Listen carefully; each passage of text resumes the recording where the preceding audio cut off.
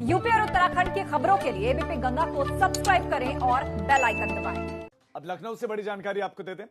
IPS के बाद अब आईएएस अधिकारियों का भी तबादला हुआ है।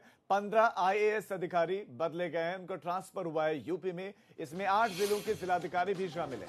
8 जिलों के जिलाधिकारी बदले गए हैं और इन तबादलों के पीछे का जो कारण है वो परफॉर्मेंस रिपोर्ट बनी, यानी कि इनके काम करने का तरीका अच्छा या बुरा इस पैमाने पर परखा गया। प्रदेश की केंद्र की योजनाओं का कितना जमीन पर ये उतार पा रहे थे, इन पर इनके काम का आकलन हुआ और उसके बाद हटाया गया। जरा लिस्ट आप देख लीजिए जो बदले गए हैं और जो नई तैनाती हुए। नाम देख के बालाजी मेरठ में इनकी नई तैनाती हुई। श्रुति सिंह इटावा बनाए गए, जिलाधिकारी बनाए गए। सीतापुर की बात करें तो यहां पर भी बदला हुआ है। ये कुछ नाम हम आपको दिखा रहे हैं। विशाल भारद्वाज जिनको सीतापुर का नया जिलाधिकारी बनाया गया है। ये कुछ और नाम है। रवीश गुप्ता सुल्तानपुर के जिलाधिकारी, मंगला प्रसाद सिंह गाजीपुर। ये वो नाम है जो नई नियुक्तियां इनको मिली। 8 जिलों के जिलाधिकारी जो बदले गए हैं। संतोष, इस खबर पर हमारे संवाददाता और ज्यादा जानकारियां आपको देंगे। तो संतोष, इनके काम का आकलन हुआ और आकलन के आधार पर इनका ट्रांसफर हुआ है। किस तरह के परफॉर्मेंस थी, किस किस तरह की शिकायतें थी इन जिलाधिकारियों के लिए कि इनको फिर हटा दिया गया, इनकी जगह नई नियुक्तियां हुई? और जो ये नई नियुक्तियां हुई तो ये जो जिलाधिकारी जो हटाए गए इनकी तैनाती अब कहां पर की गई है? देखिए, परफॉर्मेंस रिपोर्ट मुख्यमंत्री योगी आदित्यनाथ के द्वारा पिछले हफ्ते से ही शुरू करा दी गई थी।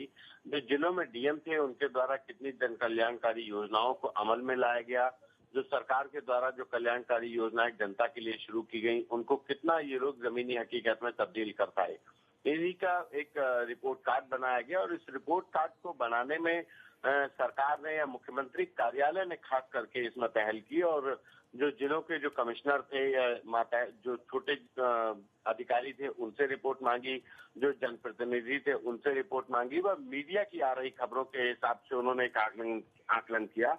और उसके बाद जब फीडबैक लिया गया तब ये निर्णय लिया गया और 8 जिलों के डीएम ये बदले गए हैं। इसके आगे भी कई जिलों के डीएम बदले जाएंगे। जो मौजूदा वक्त में डीएम बदले गए इनको प्रतीक्षारत किया गया है। नए जिलों के डीएम को पोस्ट किया गया है। आने वाले दिनों में और भी कई जिलों के डीएम बदले जाएंगे। कोरोना काल में जो सरकार के द्वारा जो संक्रमण फैलने के लिए जो प्रयास किए गए, सोशल डिस्टेंसिंग के पालन में प्रयास किए गए, जो लोगों के जो सुविधाओं के लिए जो योजनाएं लागू की गई उनके लिए जो प्रयास किए गए, इन तमाम प्रयासों को और योजनाओं का जो फीडबैक लिया गया उसके बाद सरकार ये निर्णय लिया है। जी संतोष, आपका इस तमाम जानकारी के लिए धन्यवाद।